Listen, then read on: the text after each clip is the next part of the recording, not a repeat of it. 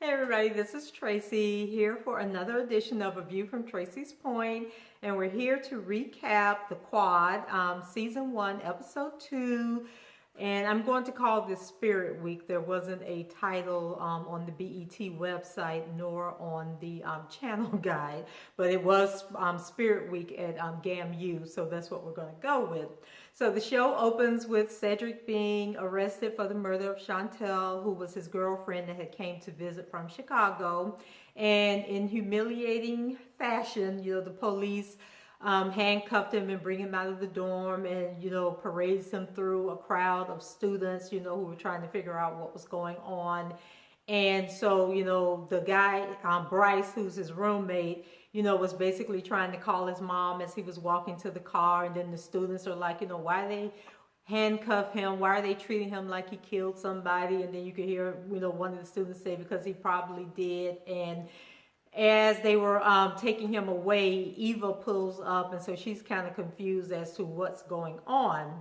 So then we have a scene where she's being interviewed by the press, and they're basically asking her, did the school do a background check? And, are they going to protect a criminal? And Eva lets them know that they don't do background checks on students and that he isn't a murderer, that he's innocent until proven guilty, and that GAMU is a family and Cedric is a member of that family, and they will stand behind him 100% as they would do any family member.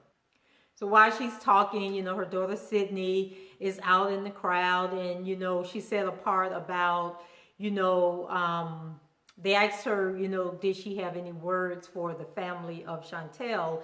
And she says that, she has a daughter and she couldn't even imagine losing her daughter, and that she loves her very much. So she can only imagine what the family is going through. And, and then Sidney rolls her eyes and walks away.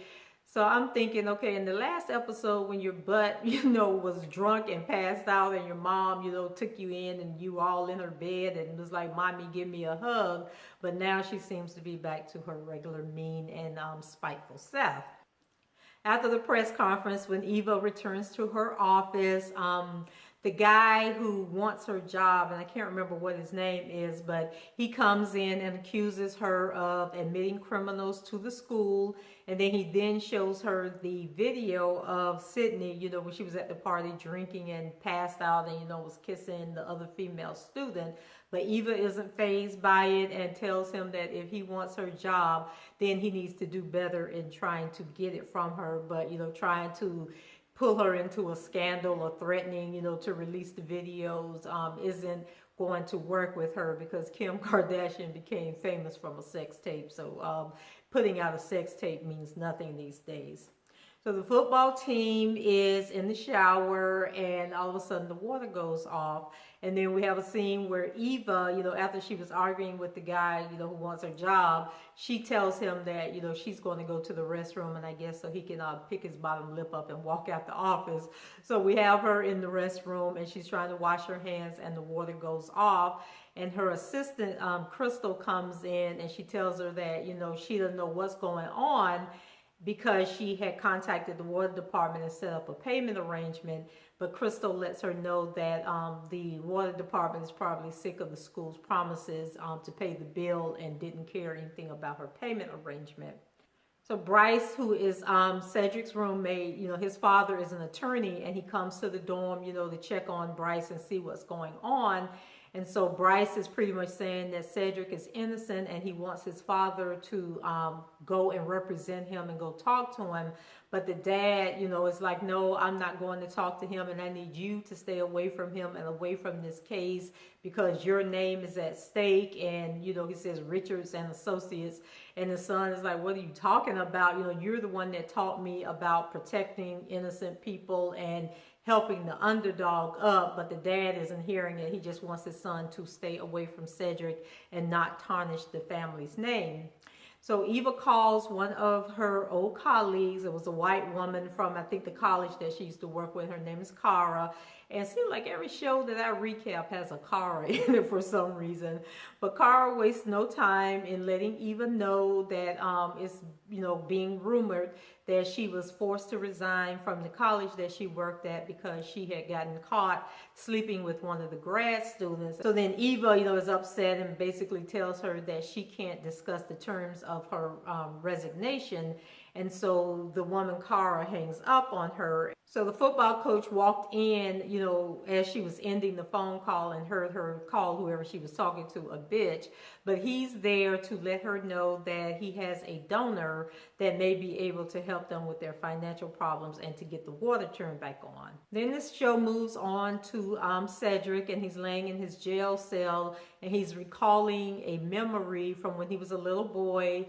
And his mom, they were baking a cake or something or putting icing on a cake, and all of a sudden gunfire rings out, and so the mom grabs him and dives on the floor, until the shooting stops. And once it stops and you can kind of hear the sirens in the background, and she's basically telling him that, this is why she's so protective of him and why she is going to raise him, to be a good child, and that he's going to go to college and leave Chicago and do great things with his life, and that he would never see the inside of a jail.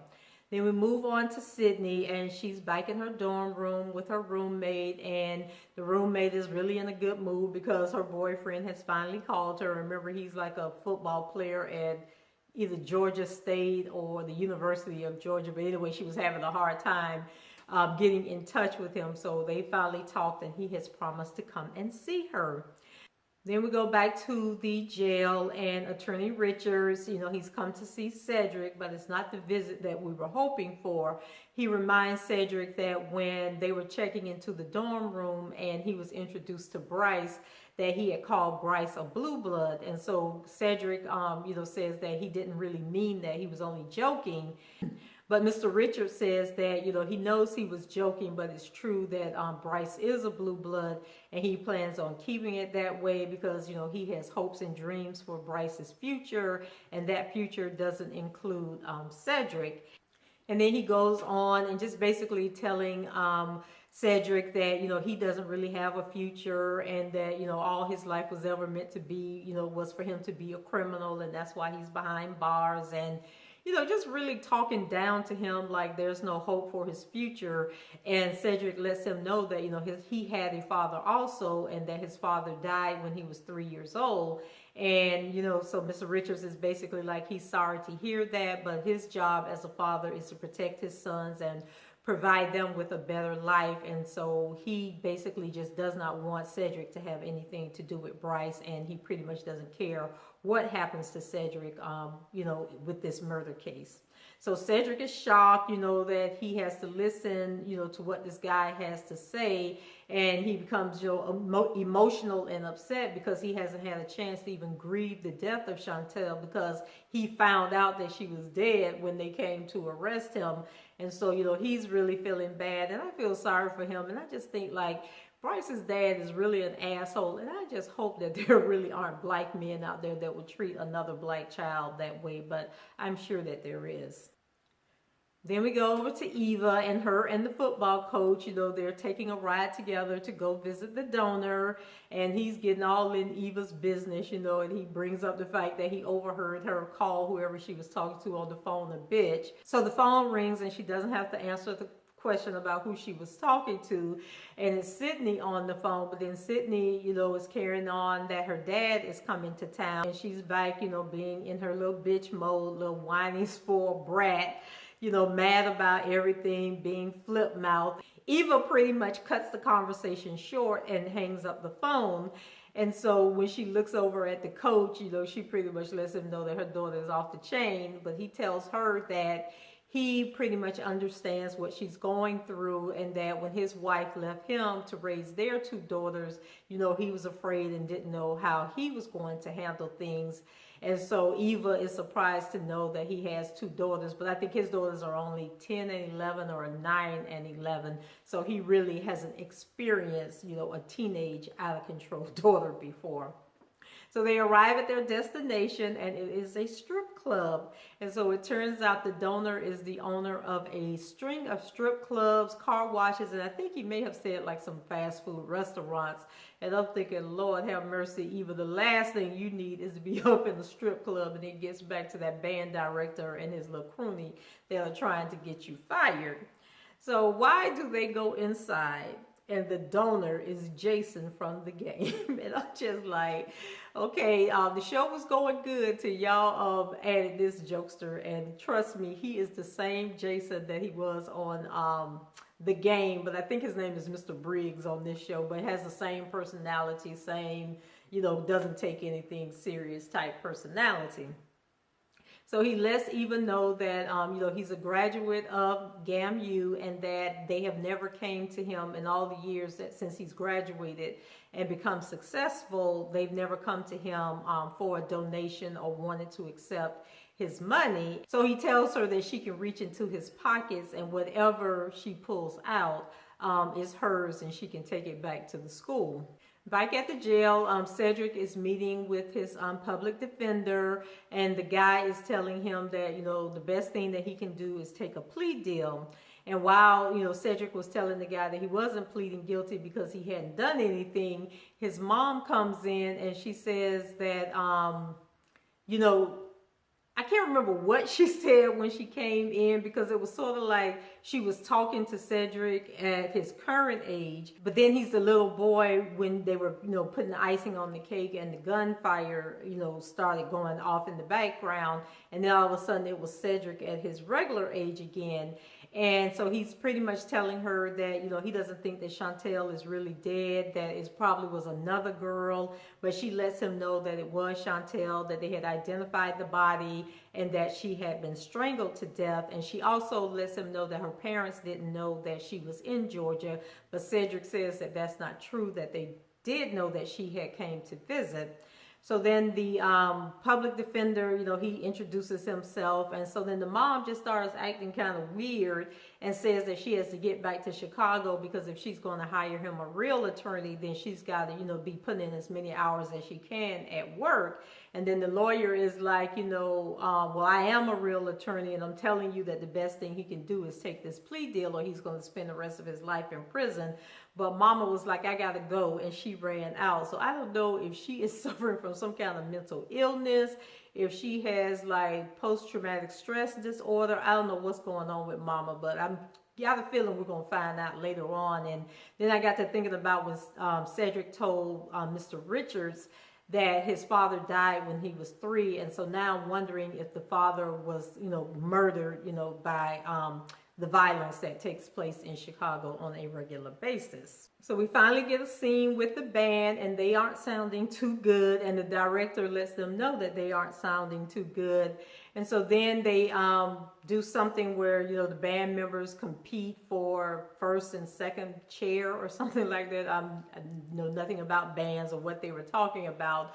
But Noni, who was the girl Ebony, the one that was beaten up in the hazing incident and went home, her roommate Noni, was put on the team, to keep her silence about the hazing incident. So she decides to challenge the first chair for her position.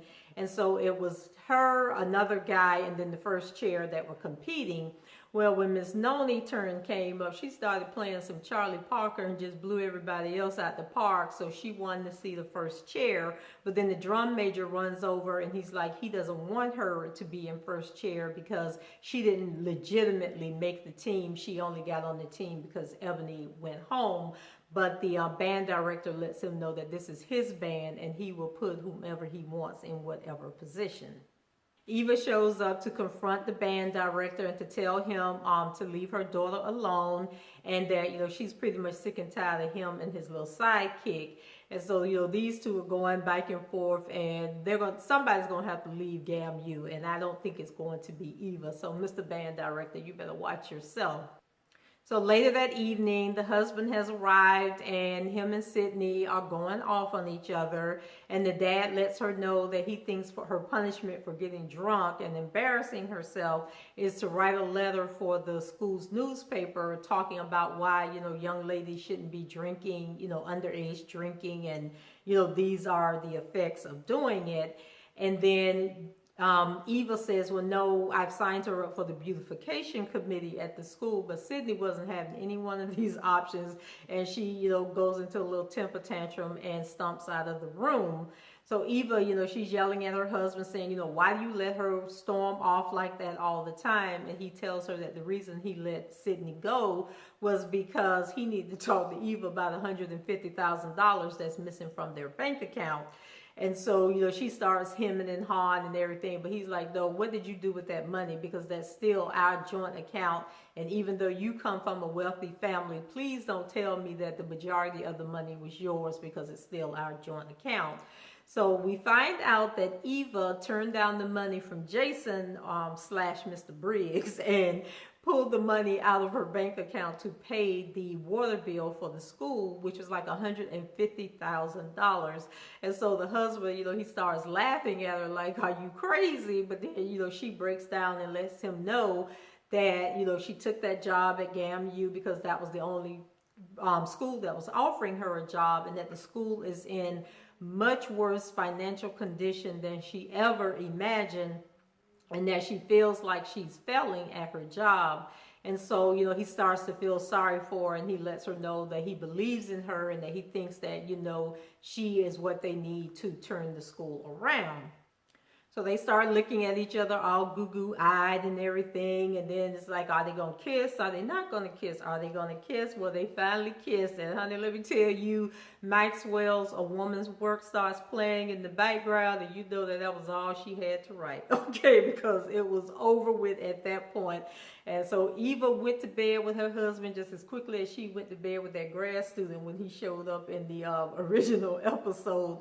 And so, they wake up the next morning and, she's looking at him all goo-goo-eyed like everything is all well, and he's coming back to her. But homeboy lets her know that as much as he loves her, that he can't be doing this back and forth with her, and that he needs to leave her, and he needs to leave her alone for good. And so he grabs his wallet and his clothes and he walks out on Miss Eva. And I'm thinking, like, how you just do Eva like that? Just get her stuff, and then leave her, laying there all alone and, wondering what in the world she's going to do with herself. So Eva goes back to the strip club to apologize to Mr. Briggs, for her righteous indignation. And she lets him know that she has to repay the money that she spent. And so he lets her know that she is privileged and that she took that money from her personal account, that he could just look at her and tell that that's what happens. And so he lets her know that when he was ready to go to college, that GAMU was the only school that would take him in. So, he's forever indebted to them, even though the trustees don't want his money. And so he calls his assistant to bring him his checkbook, and he writes Eva a check for the $150,000 that she needs to repay her account, as well as some extra money for whatever else she needs to do with it. So the show ends with Eva going to see Cedric and lets him know that they are going to get him a lawyer. But Cedric has been in a fight and, he's like broken down mentally. And he tells her that she doesn't have to worry about getting him a lawyer because he's living his future. And he calls for the guard and just leaves Eva sitting there. So this show is really going to be good, and I enjoyed this episode. So what do you all think about Eva's husband? Like, is he a prick, or do you think that they're going to end up getting back together? Leave your comments below, rate the video, and subscribe to the channel. And you can do all of that right below the video here. And until next time, check out some of my other recaps at A View from Tracy's Point, and I will talk to you guys later. Bye-bye.